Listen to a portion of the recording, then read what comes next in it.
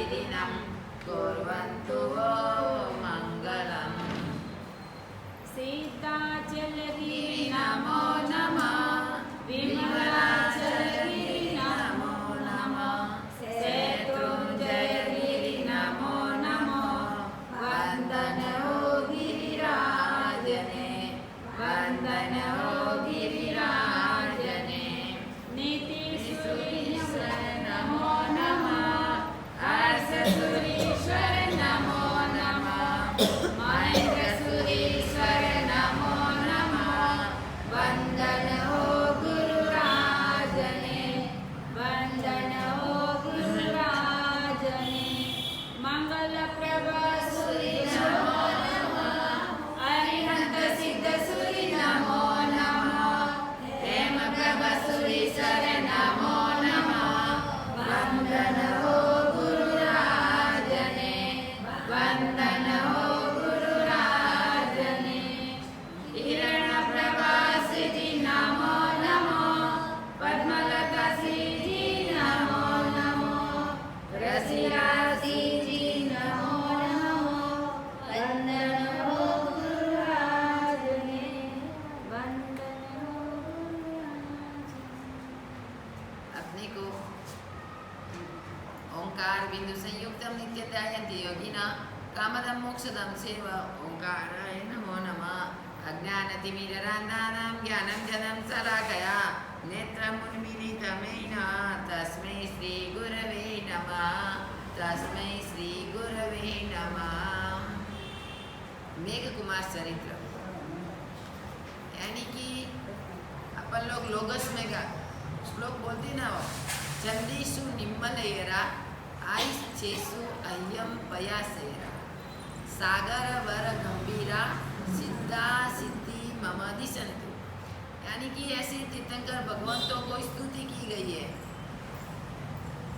कि प्रभु चंद्र समान शीतल है, सागर समान गंभीर है, सूर्य समान तेजस्वी है।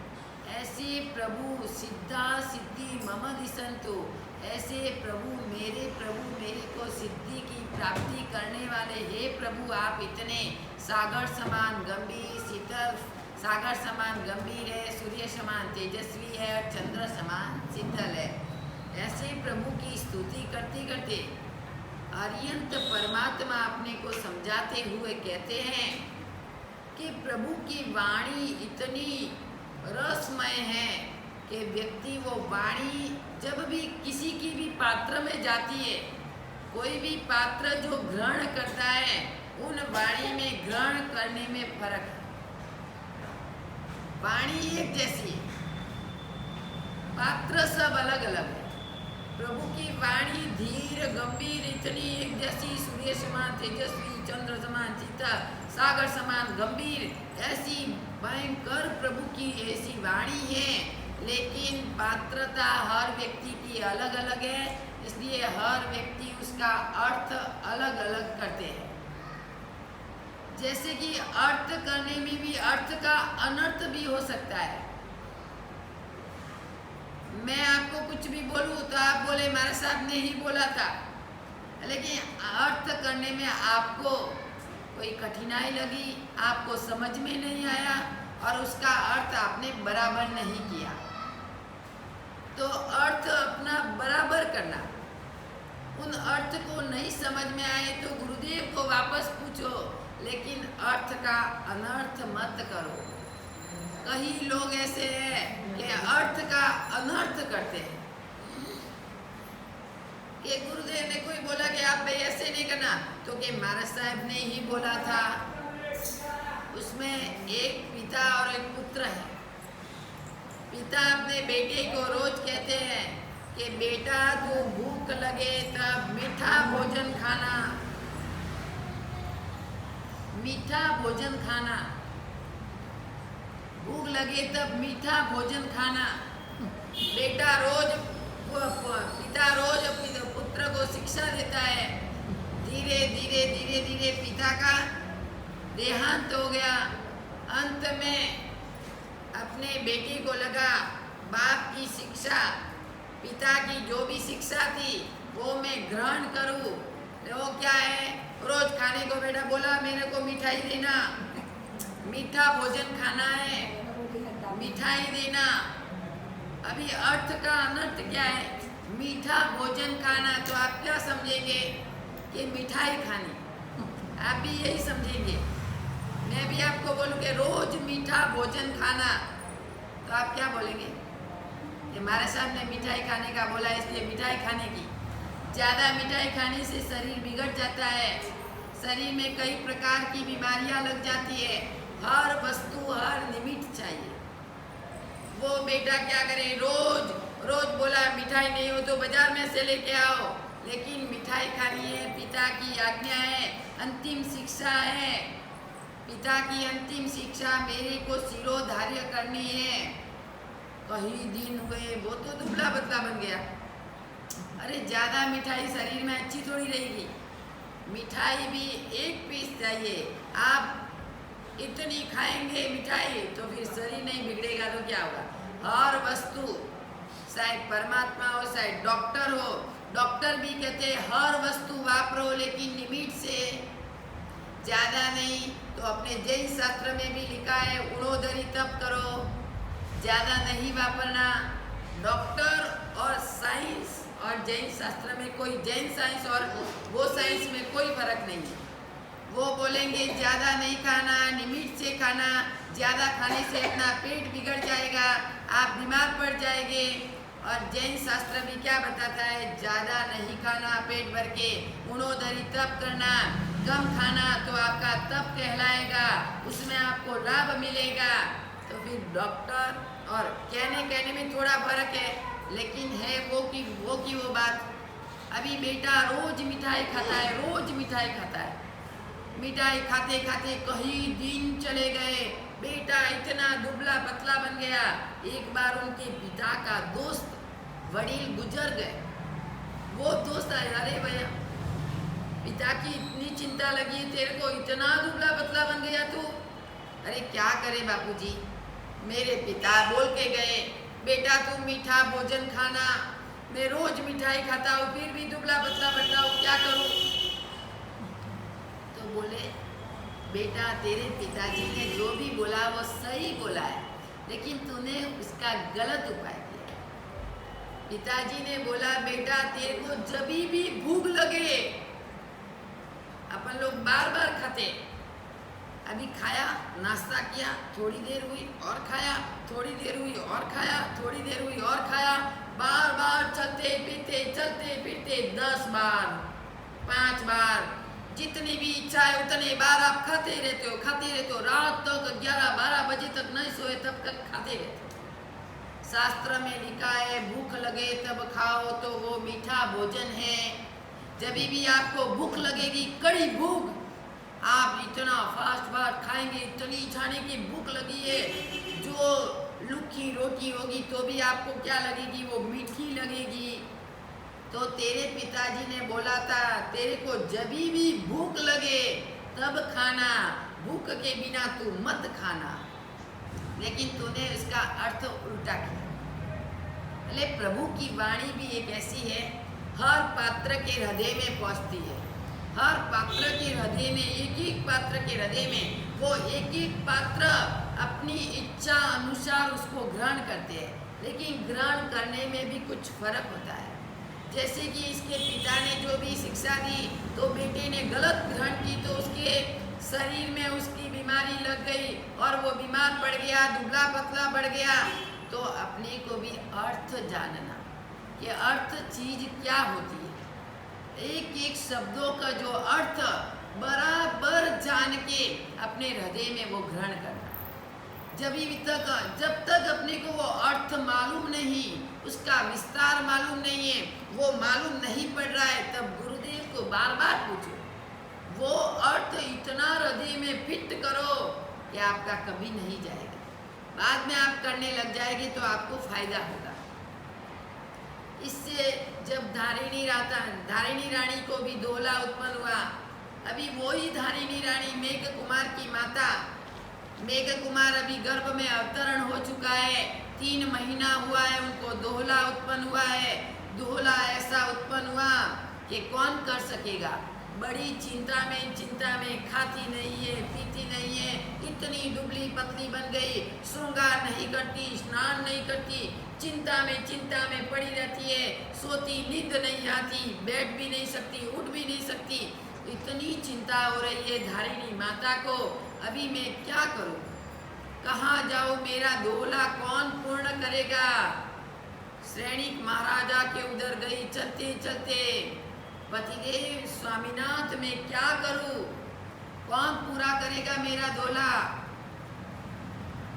वो भी सुबह सुबह सिंहासन पर बैठे हुए थे, बड़ी चिंता में से विचार मग्न थे सैनिक महाराजा, चार बुद्धि की धनी थे, फिर भी क्या करूं, यह दोहला कहाँ से पूर्ण होगा।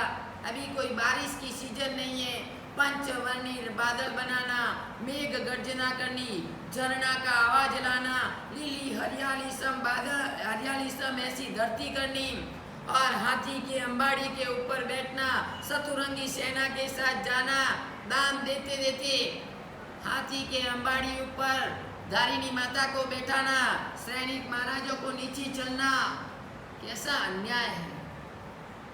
क्या करूं, इतनी चिंता, सुबह सुबह बैठे हुए थे। जैसे ही वो बैठे, धारिणी माता इतनी चिंता में, तो चिंता सीज क्या होती है, व्यक्ति को जिंदे को मार देती है। एक चीता और एक चिंता, दोनों एक बिंदी आप निकालो तो कितना अर्थ का अनर्थ होता है। एक बिंदी का फर्क है, एक कुंती और एक कुत्ती, कितना फर्क। आप बिंदी को हटा देंगे तो कुत्ती बन जाएगा, और बिंदी को ऊपर रखेंगे तो कुंती बन जाएगा। कुंती पांडवों की माता है, कुत्ती जो रास्ते में चलती है, कुत्ता कुत्ती चलते हैं, कितना क्रियंस है, कितना फर्क है। इसलिए तो आप पढ़ो, लेकिन बिंदी का ध्यान रखो।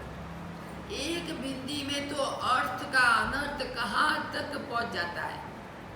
जैसे कि एक शब्द में सर्जन, जब एक व्यक्ति जो शब्द बोलेगा तो अगले व्यक्ति का सर्जन हो सकता है, और वही शब्द जो ऐसे दूसरी तरह बोलेगा तो अगले व्यक्ति का विध्वंस भी हो सकता है, नाश भी हो सकता है। द्रौपदी ने एक शब्द बोला था, अंधे का बेटा अंधा, जैसे दुर्योधन गिर गया, काश का महल था, दिखाई नहीं दिया और गिर गया पानी में। द्रौपदी ने कितना हंसी, कितनी हंसी, अंधे का बेटा चाला अंधा ही है, एक शब्द हंसते हंसते, लेकिन कितना खून की नदियां बह गई, पूरा महाभारत का सर्जन हो गया, महाभारत की रचना हो गई पूरी, खाली एक शब्द में हुई। शब्द में कितनी ताकत है।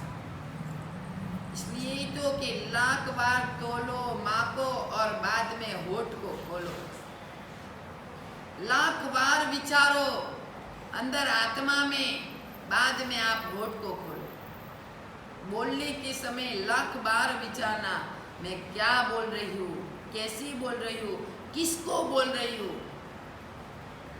जैसे शब्द मुंह में आया बोल दिया, और जैसे झगड़ा किया, लेकिन अर्थ का अनर्थ हो सकता है। द्रौपदी के मन में कोई भावना नहीं, मजाक में हंसते हंसते बोला था, साला धृतराष्ट्र अंधा है तो उसका बेटा भी अंधा ही है, अंधे का बेटा अंधा। दो शब्द बोल के वो तो चली गई। बाद में कितना खराब हुआ, 18 दिन तक पांडवों और दुर्योधन का युद्ध चला। 18 दिन खून की नदी धारा, 100 बेटे धृतराष्ट्र के मर गए। बोलो, धृतराष्ट्र के 100 बेटे ही मर गए युद्ध में, सब कुछ सब मर गए, 5 पांडव जीवित रहे, सब मर गए। कितना एक शब्दों के पीछे कितना अर्थ का अनर्थ होता है। एक चिंता और एक चीता, चीता मुर्दे को मारती है, चिंता जिंदे को मारती है। एक बिंदी का फर्क है ना, कोई लिखने में, शब्द में कोई फर्क नहीं, सिर्फ एक बिंदी, एक बिंदी उड़ा देंगे तो चीता बन जाएगी, वो मुर्दा बन जाएगा। वो तो मुर्दा मरा हुआ है तो मरना ही पड़ेगा, लेकिन बिंदी लगाई तो चिंता हो गई, तो चिंता अपने शरीर में जो भी लगी हुई है व्यक्ति जिंदगी को भी मार देगी, उसका कोई उपाय नहीं। आप पूरे जगत में कहाँ भी बड़े बड़े डॉक्टर के पास पढ़ो, कोई इसका इलाज नहीं होगा। अंदर में अंदर चिंता है, चिंता अपने कलेजों को खा गई है। ईर्ष्या, ईर्ष्या होती है, चिंता यानी ईर्ष्या।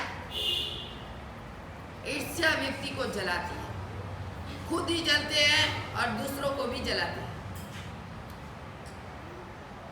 आपने, चलो आपके घर में 2 बहू है, मम्मी ने एक बहू को ऐसे बोला, एक बहू को ऐसे बोला, ईर्ष्या। मम्मी ने इसको ऐसे क्यों बोला, मेरे को क्यों नहीं, मैं पूरे दिन काम करती हूँ, ये तो करती भी नहीं है, फिर भी मम्मी बोली बेटा बैठ जा, तू थक गई होगी। ये ईर्ष्या, वो ईर्ष्या ने, ईर्ष्या अंदर शरीर में इतनी चिंता, जलते ही रहते, खुद जलते हैं और दूसरों को भी झगड़ा करा के जलाते हैं। झगड़ा करेगी वो, क्या करेगी, उसके मन में कितने दिन सहन करेगी, 1 दिन, 2 दिन, 10 दिन, 15 दिन, 20 दिन, 1 महीनों, आखिर में तो वो बोल बाहर निकलेंगे, बड़ा झगड़ा होगा। ये चिंता 4 प्रकार की, एक अध्यात्म चिंता, एक मोह चिंता, एक काम चिंता और एक है पर चिंता। अभी तीनों चिंता तो आपको लगी हुई है, एक ही चिंता बाकी।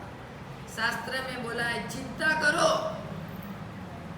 शास्त्रकार भगवान ने चिंता करने का मना नहीं बोला है कि आप चिंता नहीं करनी, चिंता बहुत करो, लेकिन अध्यात्म चिंता करो।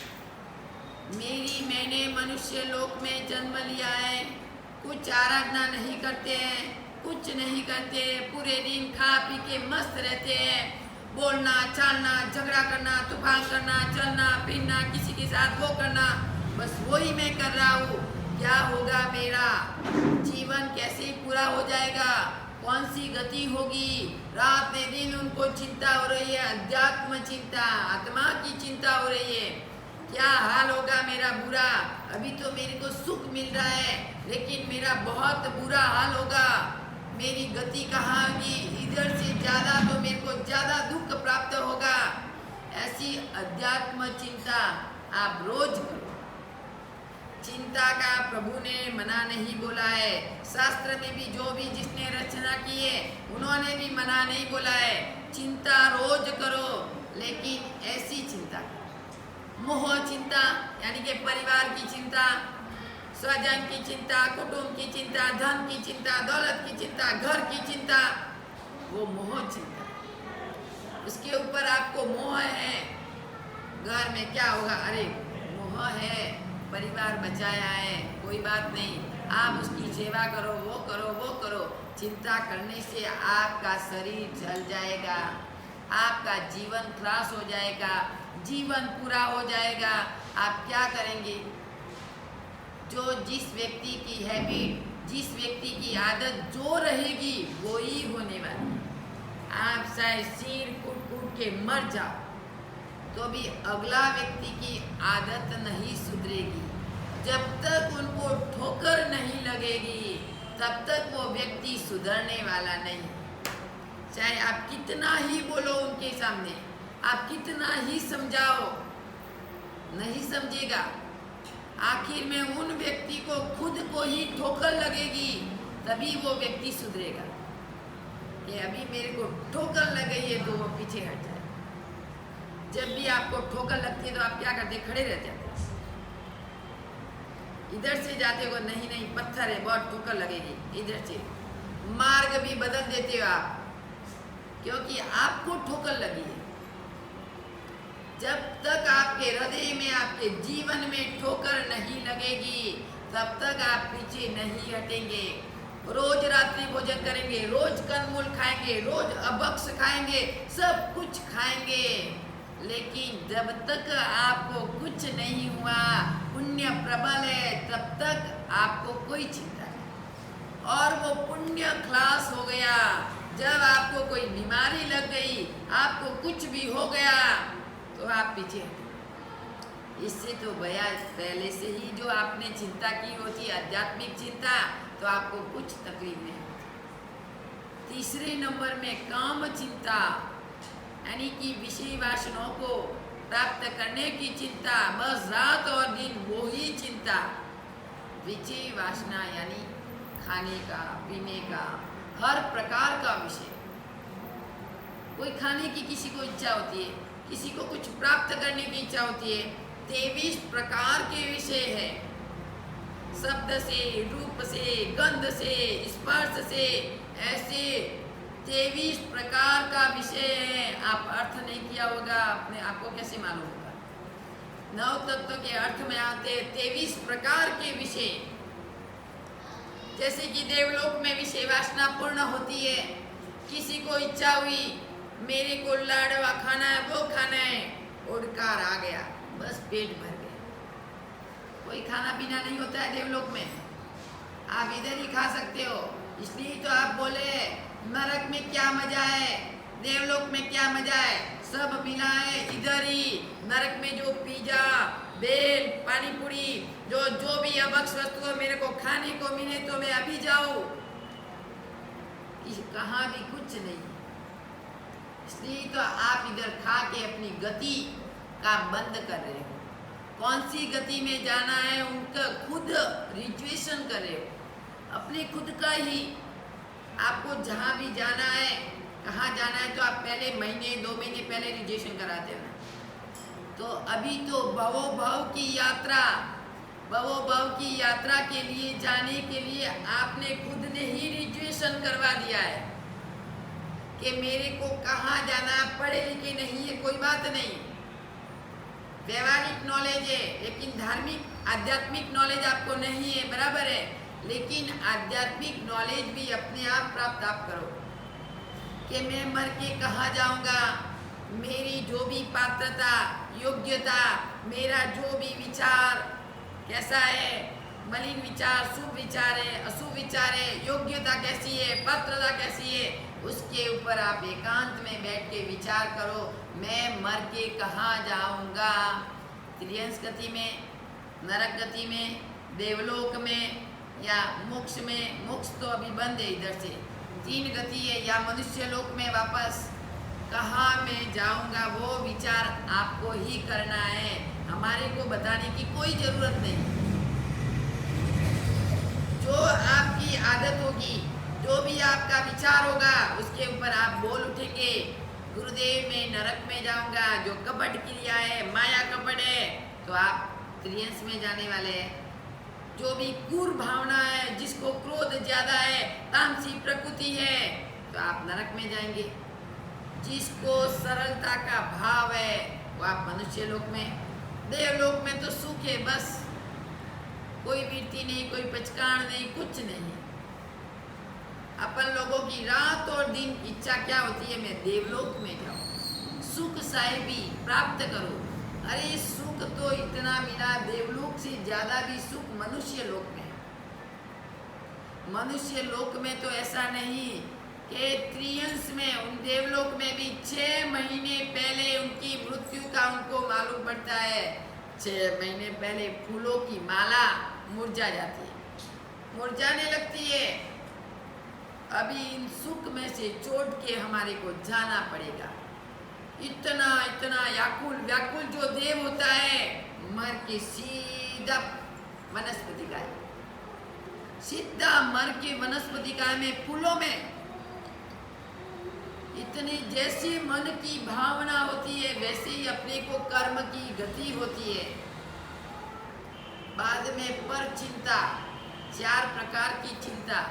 पर चिंता यानी हर व्यक्ति को अनादि काल से वो ही हैबिट, वो ही आदत है, दूसरों की चिंता करना, दूसरों की कुतली निंदा करना, दूसरों का हाव भाव देखना, दूसरों का ऐसा अशुभ विचार देखना, उनका खराब हो जाए, मेरा ही अच्छा हो, मैं ही अच्छा हूँ, मैं ही ऐसा हूँ, गलत है। दूसरों की अनादि काल से आप निंदा करने वाले, हम भी तो ऐसे हैं। दूसरों की परचिंता करने वाले हम भी साथ में ही है। उनका जो विचार है वो मेरा भी विचार साथ में है। ऐसी चिंता आपको नहीं करनी। आप 3 प्रकार की चिंता करते हो, लेकिन चिंता करनी है एक आध्यात्मिक चिंता। दूसरी चिंता जो भी है वो आप छोड़ दो। दूसरी चिंता जो भी छोड़ेंगे तो अच्छा है। तो धारिणी माता को भी इतनी चिंता हो रही है, इतनी चिंता में। धारिणी माता को चिंता कैसी है?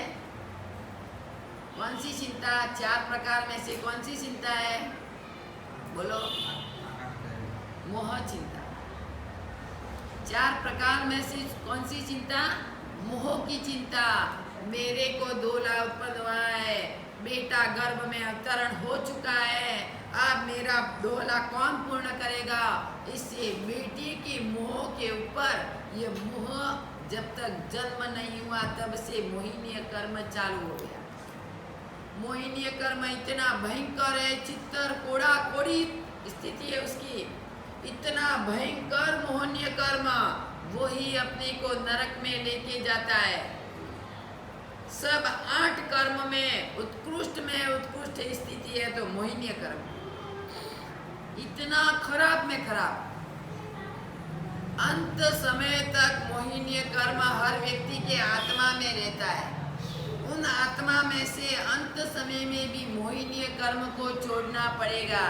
जब तक मोहिनीय कर्म नहीं छूटेगा तब तक अपने कर्मों की, अपने जीव की, अपने जीवन का कोई उद्धार होने वाला नहीं। इसलिए मोहिनीय कर्म को छोड़ना है। तो वो धारिणी माता भी मोहिनीय कर्म को लेके बैठी है। अंदर आत्मा में इतना मोह है, इतना मोह।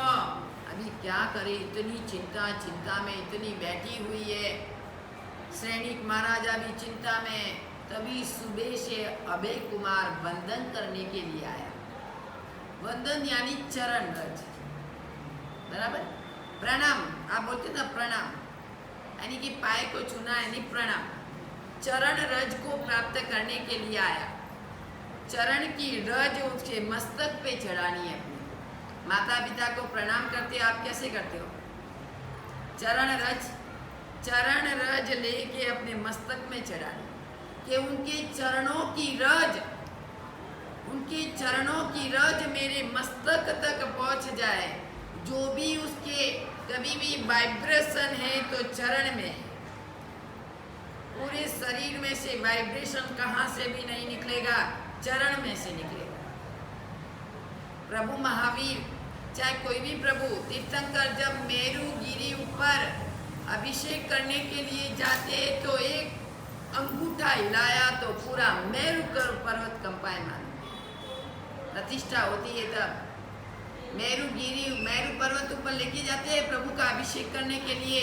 इंद्र महाराजा 5 रूप करके, तो मेरू पर्वत एक प्रभु, उसके इंद्र महाराजा के अंदर में शंका होती है, इतना छोटा सा बालक इतने कलशों से कैसे सहन करेगा अभिषेक? प्रभु ने बोला कि हरे हरे इनको मालूम नहीं, मैं भले ही इतना छोटा हूँ लेकिन मेरा अतिशय कितना है। एक अंगूठे को ऐसे किया तो पूरा मेरू पर्वत कंपायमान हो गया। तो चरण में कितनी ताकत है। हर अपने माता पिता के सुने हैं तो चरण सुने, चरण की रज प्राप्त करनी है। वो रज लेके अपने को मस्तक में चढ़ाए। हम भी गुरुदेव को करेंगे तो ऐसे करके भी अपने मस्तक में ले जाओ कि वही उनकी चरण रज मेरे मस्तक तक पहुंच जाए। जब तक वो जीवित है तब तक उनकी चरण रज मस्तक में आप प्राप्त कर लो। जब उसका देहांत हो जाएगा तो आपको चरण रज किसकी प्राप्त करनी है? उनमें जो भी गुण है, पिताजी में जो भी गुण है वो ही गुण अपने में प्रकट हो जाएंगे कि वाइब्रेशन निकलता है चरण में से। वाइब्रेशन, वो वाइब्रेशन की ताकत अपने में प्रवेश करेगी। इसलिए ही तो मंदिर में फैन होता है तो वाइब्रेशन बाहर चला जाता है, क्लास हो जाता है प्रभु का वाइब्रेशन। प्रभु का ओरा है, जो शक्ति है वो क्लास होती है और प्रभु का प्रभाव नहीं बढ़ता है। इसलिए ना कहीं लोग सुधरने लगे धीरे धीरे। फैन भी मेरे ख्याल से बंद हो गया, बहुत अच्छा है। कभी समझते नहीं है लेकिन सुना है तो करते भी है, थोड़ा आगे आएगा। अभी तक बहुत भूल रहे हैं लोग। प्रदक्षिणा देनी है तो बटुआ इधर रख के नहीं, हाथ में लेके देनी है। चंद्रा बहन ने आज लगाई थी प्रदक्षिणा। जितना भी आप सामान लेके जाओ, थाल भर के जाओ, फूल लेके जाओ, बटुआ है, सबको हाथ में लेके प्रदक्षिणा देनी है। प्रभु को चक्कर लगानी है, प्रभु की फेरी लगानी है। प्रभु को अर्पण करने के लिए लेके आए हो तो प्रभु की फेरी लगा के ही प्रभु को अर्पण करना है। कहाँ भी जाए, आप वैष्णव में भी जाओ, वैष्णव प्रभु के दर्शन करने भी आप जाओ, वो भी फेरी लगाएंगे, फिर बाद में प्रभु को अर्पण करेंगे। फेरी लगाने के बाद तो आपकी शादी होती है, आप क्या करते हो? फेरी लगाते, चौथे फेरे में वो वाइफ आपकी, बराबर ने? फेरी लगाने के बाद आपको अर्पण करते हैं। फेरी लगाए बिना आपको अर्पण कैसे करेंगे? अभी तो बहुत जनरेशन अलग हो गया। अभी माला पहनी, कोर्ट में मैरिज किया, सब कुछ हुआ, लेकिन जो शास्त्र में है, जो विधि सहित जो लगन है, वो तो फेरे के बिना लगन होता नहीं। और फेरा पड़ने के 3 फेरे तक तो किसका है? चौथे फेरे में बोलता लड़की को आगे क्यों चलाते हैं, लड़की को पीछे क्यों? कभी आपने विचार किया? हम लोग, मैंने हस्त मिलाप भी कभी नहीं देखा, हस्त मिलाप भी नहीं देखा, किसी की शादी भी नहीं देखी, कभी शादी में उपयोग भी नहीं किया, शादी में कभी गई नहीं। फिर भी मैं आपको बोल रही हूँ, शास्त्र में सब कुछ आता है। 3 फेरे में लड़के आगे चलते हैं। आप लोगों ने शादी की, आपको मालूम होगा। चौथे फेरे में लड़की को आगे क्यों? कारण तो होगा कुछ। रहस्य के बिना कार्य कभी नहीं बनता है, कारण के बिना कभी कार्य बनता है? कारण के बिना कार्य कभी नहीं बनेगा। आपने कभी विचार किया ऐसा क्यों? इसलिए तो मैं आपको बोलूं कि संसार में हर वस्तु ऐसी है कि आप उसके ऊपर विचार करो, ये ऐसा क्यों हो रहा है। 3 फेरे आपने दिए आगे होके, चौथा फेरा लड़की का, तो बोले तू जिंदगी भर उसके पकड़ में रहना। चौथा फेरा लड़की का आगे क्यों? जिंदगी भर तू इसके पकड़ में ही रहना, इसके पीछे बंधन में आ गया है, जिंदगी भर तेरे को रोना पड़ेगा। अभी भी विचार है, अभी भी छूट जा। शास्त्र में बोल रहे हैं अभी भी छूट, अभी टाइम है, बाजी हाथ में है, इतना जिंदगी भर का बंधन। इसलिए ही तो पंडित बोलते हैं सावधान, पिताजी सावधान, माताजी सावधान, सब लोग सावधान, जान में आने वाले सभी लोग सावधान। अभी भी सावधान हो जाओ। वो भी बोलते हैं वर और कन्या, वो भी सावधान। सावधान किसके लिए बोलते हैं वो आप ऐसे बोलो, शास्त्र के अनुसार चलो कि अभी भी तू सावधान हो जा, जिंदगी भर तू पकड़ में आया तो तेरे को रोना पड़ेगा। तीजा फेरा जब पूरा होता है तो पंडित बोलता है, चौथा फेरा लड़की को आगे रखने के पहले बोलता है अभी सावधान हो जा। फिर भी आप नहीं समझते, इतना मोहिनीय कर्म आपको लगा हुआ होता है, मोह में आपकी आंखें बंद हो जाती है और आंखें पीछे चली जाती है और संसार में आप डूब जाते हैं। पृथ्वी चंद्र और गुण चंद्र 8 पत्नियों की शादी हस्त मिलाप करते करते भी केवल ज्ञान हो गए, सावधान हो गए। इसलिए जिंदगी भर आपको रोना पड़ता है। क्योंकि पकड़ बंधन आप बंधन में बांध के आए, आगे वो है पीछे आप है, जो भी बोलेंगे वो करना ही पड़ेगा, आपको करना ही पड़ेगा। ऐसा थोड़ी होता है, मानना ही पड़ता है। एक दिन नहीं, 2 दिन नहीं, 4 दिन नहीं, 5 दिन, लेकिन मानो तो ऐसा मानो कि आप तू कुछ भी बोल वो मैं मानूं। माँ बाप के बारे में कुछ भी बोलेगी तो मैं नहीं, तेरे माता पिता है जो मेरे भी माता पिता। ऐसी मक्कमता तो आपको रखनी है। इतना ही पीछे पागल नहीं बनना कि माता पिता को दुख देने के लिए आप तैयार हो जाए, इतना पागल भी आपको नहीं बनना है। रोज रोज बहनें बोलती है हमारे बारे में बोल रहे, कुछ जेंट्स के बारे में भी बोलो। देखो, इतना पागल भी आपको नहीं बनना है आपकी प्राण प्रिय पत्नी के पीछे। आखिर में तो स्वार्थी पत्नी है, तो आपको माता पिता की चरण रज को स्वीकार करना है, मस्तक पे चढ़ानी है। चरण रज ऐसे लेके मस्तक में चढ़ाओ रोज, आपके घर में बहुत ही शांति होगी। उनका वाइब्रेशन ऑरा आपको मिलता रहेगा तो आप शांति से जीवन जी सकेंगे। तो वो धारिणी माता अभय कुमार सैनिक महाराजा का पुत्र, सुबह सुबह चिंता में बैठे हुए सैनिक महाराजा इतने 4 बुद्धि के धनी है। जब भी वो व्यक्ति बुद्धिशाली होता है तो बहुत विचार करता है। ऐसे इधर कभी भी अपने को याद नहीं आए ना, ये नस होती है, इधर आप दबाएंगे ना ऐसे 1 सेकंड में आपको याद आ जाए। एक पॉइंट है इधर, वो पॉइंट को ऐसे दबाना है। जैसे अपने पॉइंट को दबाएंगे तो भूल गए तो 1 सेकंड में। जब भी व्यक्ति भूलता है आप देखो, आप उनका चेहरा, उनका एक्शन देखो। जब भी व्यक्ति कोई बोलता है, स्पीच बोल रहा है और भूल गया, 1 सेकंड वो ऐसे करेगा तो 1 सेकंड में उनको याद आ जाएगा। तो वही अभय सैनिक महाराजा बहुत चिंता में बैठे हुए अभय कुमार वंदन चरण रज प्राप्त करने के लिए सुबह सुबह आए। 4 ज्ञान के धनी है, 4 प्रकार की बुद्धि है, 4 ज्ञान का 4 प्रकार की बुद्धि अभय कुमार को भी है। फिर भी पिता की चरण रज सुबह सुबह उठते ही प्राप्त करने के लिए आया। बोली पिताजी आप इतनी चिंता में क्यों है आज? शरण रज किस लिए प्राप्त करनी?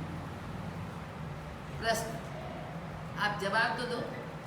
चरण रज किस लिए आप सुबह सुबह प्राप्त करने के लिए जाते हैं? हाँ, पूरा दिन खुशी से जाऊंगा। क्या पूरा दिन खुशी से? बराबर, वो भी है एक कारण कि माता पिता सुबह बैठे हैं, कदाच कोई उनको चिंता होगी, कोई भी विचार में बैठे तो आपको पूछने का फर्ज, माताजी पिताजी आपको ऐसी कौन सी चिंता है, आप इतने चिंता में व्यतीत हो रहे, कोई मेरे लायक मेरी में योग्यता हो तो आप मेरे को बोल सके तो आपकी चिंता का कोई भी कार्य मैं कर सकूं। वही अभय कुमार सैनिक महाराजों को पूछे पिताजी पहले चरण राज प्राप्त की, मैं आपको कुछ बोलूं आप आज्ञा करो तो कितनी आज्ञाकारी, ऐसे नहीं अरे बोलो क्या चिंता है। शब्द शब्द में भी फर्क है बोलने के लिए। शब्द को मीठे शब्द बोलो, कभी भी एक बार बोलो लेकिन मीठा बोलो। ऐसे शब्दों को बोलने से अपने पिता का वाइब्रेशन आपको नहीं मिलेगा। पिताजी आप आज्ञा करो तो मैं कुछ पूछूं। आप इतनी चिंता में हो, मेरे को ऐसा हो रहा है, आप इतनी चिंता में क्यों हो? मेरे को कुछ बताओ, उसका कार्य मैं कर सकता हूँ, मेरे में योग्यता हो तो। अभय कुमार भी ऐसे ही पूछा, भाई मेरे में योग्यता हो तो पिताजी आप बताओ। तो जैसे कि अपने शास्त्र में, अपने जो भी शास्त्र हैं, अध्ययन है जो आगम है, उसमें लिखा हुआ है कि आदर्श पुत्र वो कहलाते सपूत पुत्र, सपूत पुत्र, आदर्श पुत्र। जैसे भी कि गंगा माँ का पुत्र गंगे, गंगा माँ का पुत्र गंगे भीष्म पितामह अपने पिता के लिए आदर्श पुत्र बने। अपने जीवन का सुख, पूरी जिंदगी का पूरा आजीवन का सुख उन्होंने अपने पिता के शरणों में न्यौछावर कर दिया। पिता की खुशी के लिए खुद ब्रह्मचार्य व्रत धारण कर लिया। पिता की खुशी में उन्होंने, वो थे आदर्श पुत्र, गांगेय पुत्र। उस दिन से ही एक सत्यवती नीच नाविक की बेटी, नाविक तो कितना मच्छी मार कितना नीचे होता है, फिर भी पिता ने यमुना तट के ऊपर वो सत्यवती को देखा, इतनी रूप की अंबर, वो पिता के अंदर में घुस गई। बस रात दिन उनको चिंता हो रही है, रात दिन चिंता। जैसे धारिणी माता को चिंता हो रही है, वैसे शांतनु हस्तिनापुर के राजा, आप पारणा करते हो, हस्तिनापुर के राजा शांतनु थे। वो ही शांतनु राजा को भी जैसे धारिणी रानी को पुत्र के दोहले की चिंता थी, जैसे शांतनु राजा को भी अपने सत्यवती की चिंता। बस कैसे प्राप्त करूं सत्यवती को, और वो सत्यवती, अरे चलो अपन लोग कल विचार करेंगे कि शांतनु राजा और इधर धारिणी रानी, श्रेणिक महाराजा अपने को क्या पुत्र अभय कुमार किस प्रकार कार्य करता है, कैसे चिंता करता है पिता की।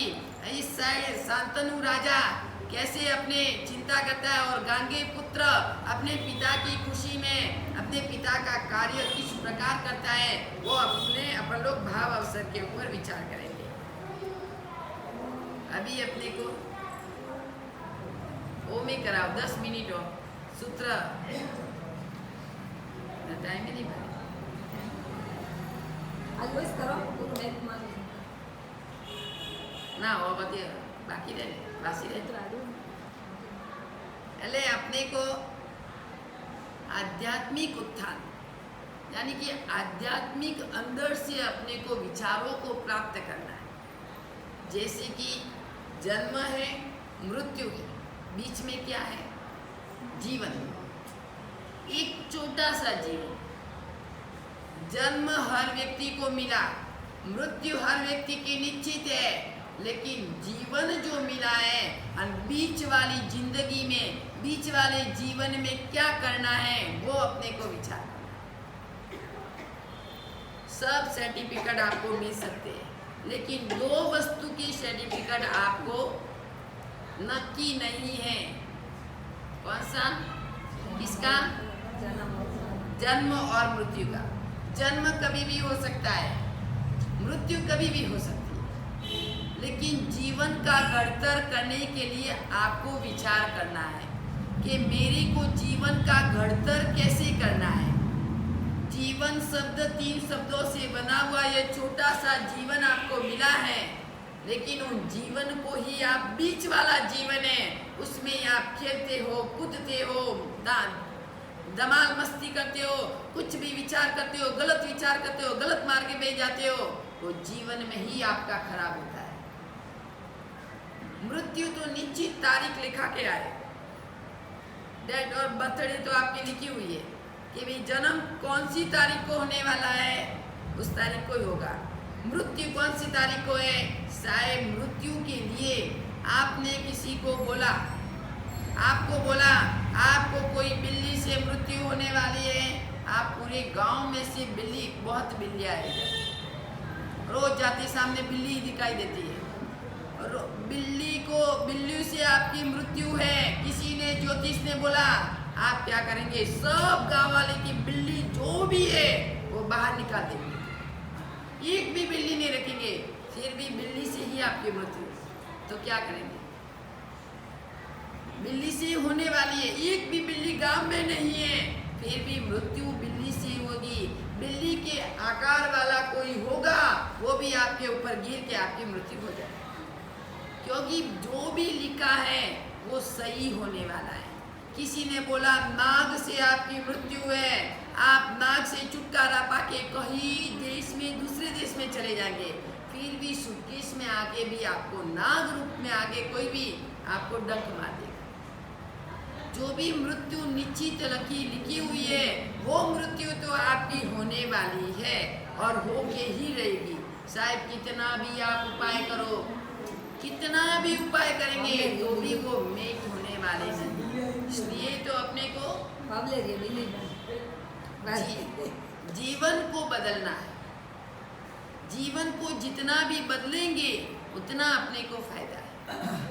धीरे धीरे आप कोशिश करो, कितना आप सुनते हो एक शब्दों ऊपर कि एक ही शब्द अपने आत्मा के लिए काफी है। एक ही शब्द भले भले ने वो तो एक ही शब्द अपनी आत्मा के लिए व्यक्ति को काफी है। आप नहीं बोलते, समझदार को इशारा ही काफी है। समझदार व्यक्ति को इशारा ही काफी है। आप नहीं बोलते कि वो तो होशियार है, उनको तो एक इशारा किया कि काफी है, उनको बोलने की जरूरत ही नहीं है। तो शास्त्र में भी लिखा है कि एक शब्द आपको ताड़ सकता है, लेकिन आपको एक शब्द अपनी आत्मा में ग्रहण करना है। इधर सुन के इधर निकाल देंगे, डायरेक्ट कनेक्शन रखेंगे, कोई काम का नहीं। वो डायरेक्ट कनेक्शन अपने अंदर आत्मा के लिए ज्वाइंट कर दो। आप डायरेक्ट लाइन आपको ज्वाइंट कर दो। ये लाइन इधर डाली और इधर से निकाल दिया, इधर बैठे तब आपको लगेगा मुंडी चलाएंगे आप, लेकिन घर से इधर बाहर गए दरवाजा से कुछ नहीं, क्या बोला था क्या नहीं, वो का वो मैं 7 दिन के बाद बोलूँ ना, मालूम नहीं पड़ेगा आपको, याद ही नहीं रहेगा। मेरे को मालूम है कि मैंने बोला हुआ है, फिर भी आप में से कोई नहीं बोला गुरुदेव आपने समझाया हुआ है, आप नहीं बोल सकते, याद ही नहीं रहता। इसलिए आत्मा में अपने को ग्रहण करना है कि मृत्यु अभी घा करे, मृत्यु अभी घा करे तो बचने का कोई अवकाश नहीं। मृत्यु अभी भी आपके ऊपर जो घा कर देगी, आपकी गर्दन को काट लेगी, तो भी बचने का कोई अवकाश आपके पास में नहीं। दूसरे नंबर में यह घड़ी ही तू धर्म कर ले, यह घड़ी ही तू धर्म कर ले, जीवन का कोई विश्वास नहीं। यह घड़ी ही, इस घड़ी जब से तू समझने लगा है, जब से तेरे को धर्म की शुरुआत हुई है, तब से तू धर्म कर ले, जीवन का कोई विश्वास नहीं है। बीच वाला जो जीवन है, उन जीवन का कोई विश्वास नहीं है। लेकिन आप विश्वास, उस जीवन के विश्वास में हाथ को हाथ में लेके आप फिर रहे हो, कोई विश्वास नहीं है। विश्वास है, फिर भी आपको कितना विश्वास है कि नहीं, चाहे मैं अमर पट्टा मरने वाला ही नहीं हूँ, इतना मुक्त होके वो आदमी घर में रहता है, इतना मुक्त होके घर में से बाहर ही नहीं निकलेगा, घर में से कहाँ भी नहीं निकलेगा। अभी कोरोना, चलो कोरोना शब्द आ गया, कोई किसी की राह जोने वाला नहीं है। कोरोना शब्द ये को यानी कोई किसी का, र यानी रमणता आत्मा में तू बात कर, राह जोने वाला नहीं है। आएगा तो आएगा, चाहे दरवाजा बंद करके भी तू बैठ जा, तो भी कोरोना आपके अंदर प्रवेश कर सकेगा। बोलो, आप बोले नहीं जाना, मंदिर नहीं जाना, उपास में नहीं आना, व्याख्यान नहीं सुनना, धर्म नहीं करना, कोरोना आ जाएगा। अरे कोरोना को आपने करुणा बना दिया है, कितना शब्दों का अर्थ का अनर्थ कर दिया, बराबर किया। करुणा यानी दया, दया, और कोरोना यानी किसी का इंतजार नहीं करना है, तो मृत्यु। कोरोना यानी मृत्यु और करुणा यानी दया, तो मृत्यु के ऊपर आप दया करेंगे। शब्द अपनी मारवाड़ी भाषा में, हम लोग तो गुजराती में विचरण किया हुआ है, इसलिए हमारी भाषा ही गुजराती है। मैं गुजराती बोलूँ तो आप बोलेंगे नहीं, बोलेंगे भी नहीं। जो स्टार्ट से गुजराती बोलूँ ना, आपको ऐसा ही नहीं लगेगा कि हम तखतगढ़ के हैं। गुजराती भाषा इतनी फास्ट है, इतना अध्ययन, जितना भी पंडितों के पास में अध्ययन किया है सब गुजराती। ये तो हिंदी का ट्रांसलेशन में एक शब्द कर करके लिखती हूँ, तो उनका ट्रांसलेशन हो रहा है हिंदी में, सब गुजराती है पूरा, एक भी हिंदी नहीं है, पूरा गुजराती है।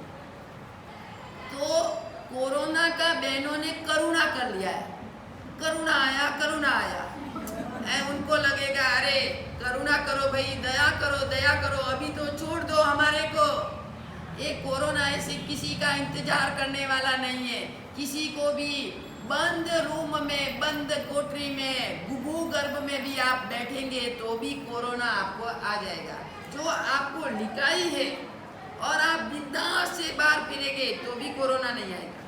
बोलो, पुण्य प्रबल, जिसका पुण्य प्रबल है उसको कोई होने वाला नहीं है। चाहे घर में बैठो, चाहे बाहर फिरो, ऐसा थोड़ी है बाहर फिरते उनको कोरोना आता है और घर में बैठते उनको नहीं आता है। ये गलत बात है।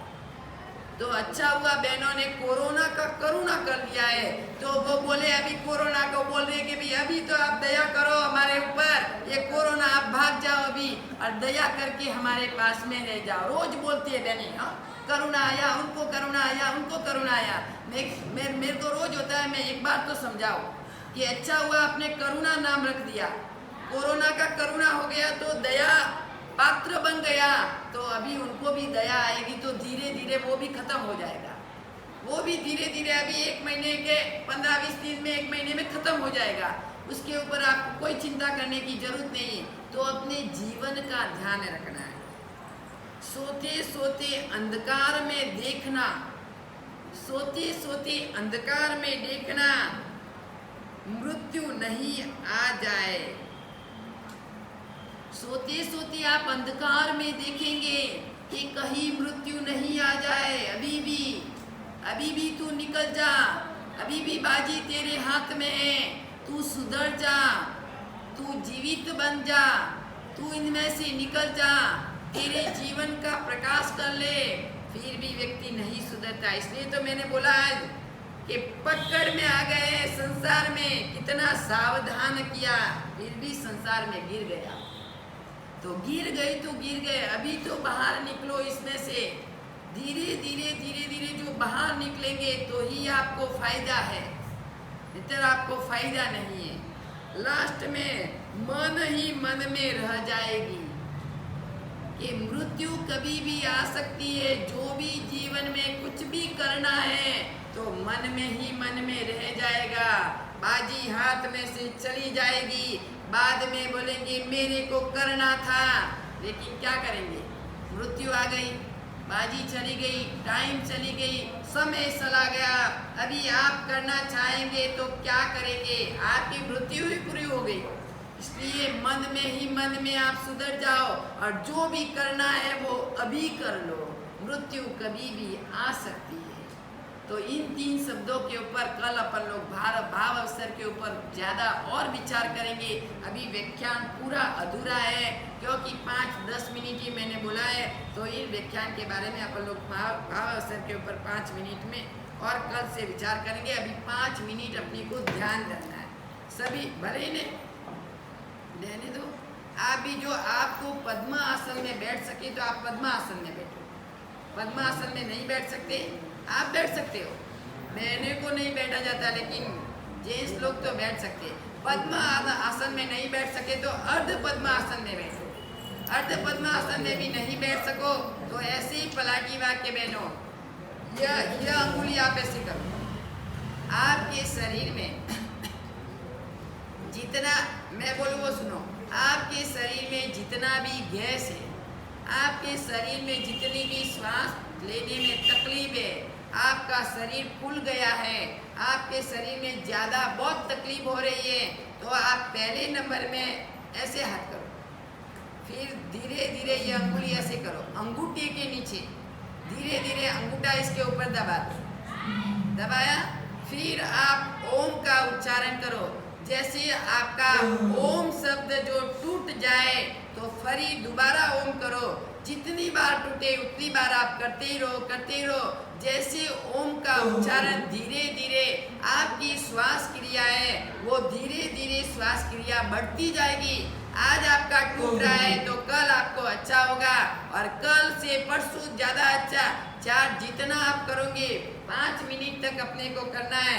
ये अंगुली नीचे रख के तीसरी तीनों अंगुली को आप सीधे रखो तो आपके अंदर का जो गैस, आपकी श्वास क्रिया नली साफ नहीं है तो सांस लेने में भी आपको तकलीफ हो रहा तो वो भी आपको साफ। अभी मैं ओम बोलूं, आप सबको भी ओम शब्द बोलना है।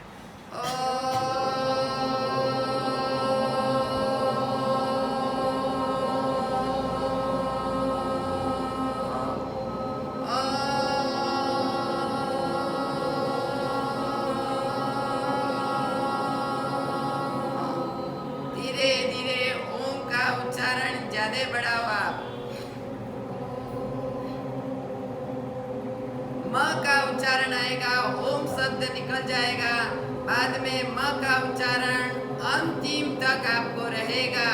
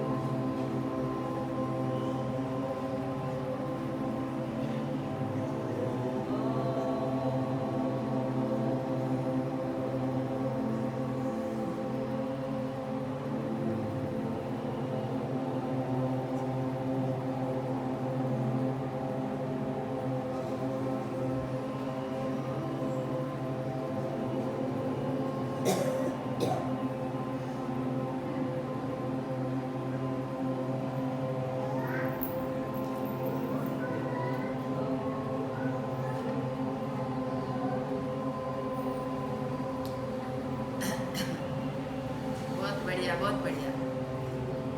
ऐसे ओम शब्द करने से अपनी आत्मा में इतनी शांति होगी कि 5 मिनट में भी आपको कितनी फुर्ती लगती है।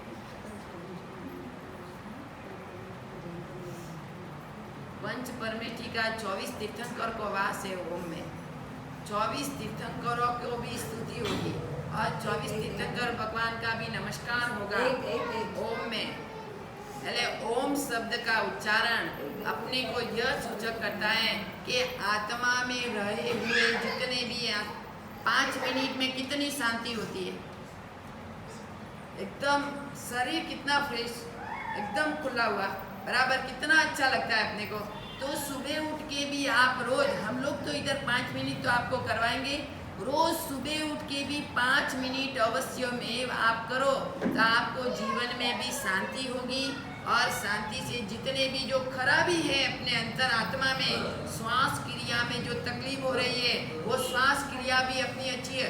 ये ओम शब्द कोई भी व्यक्ति की जो श्वास की नली जो एकदम क्लियर है तो ओम शब्द 5 मिनट तक भी इतनी धारा में वो बोल सकता है। अपना बीच में टूटता है क्योंकि श्वास क्रिया की नली जो श्वास बराबर नहीं ले सकते और नली थोड़ी खराब है, इसलिए जब वो क्लियर हो जाएगी तो अपने को ओम शब्द का उच्चारण अच्छी तरह से अपन लोग कर सकेंगे। और 5 मिनट आपने सबने ध्यान किया, बहुत धन्यवाद के पात्र हैं। धीरे धीरे अपने आत्मा में अपने को नीचे तक पहुंचना है और आत्मा में नीचे तक ऊंडाण तक जब बीज रोपण किया है तो बीज रोपण में उनका सिंचन करना है। धीरे धीरे उसका सिंचन होगा तो ही अपने को आत्मा में से पौधे का पल्लवित हो जाएगा और आपका जीवन एक बदल जाएगा। आप मोक्ष मंजिल तक धीरे धीरे पहुंच जाएंगे। आज्ञा विरुद्ध कुछ भी बोला हो तो मिच्छामि दुक्कडम। कल भी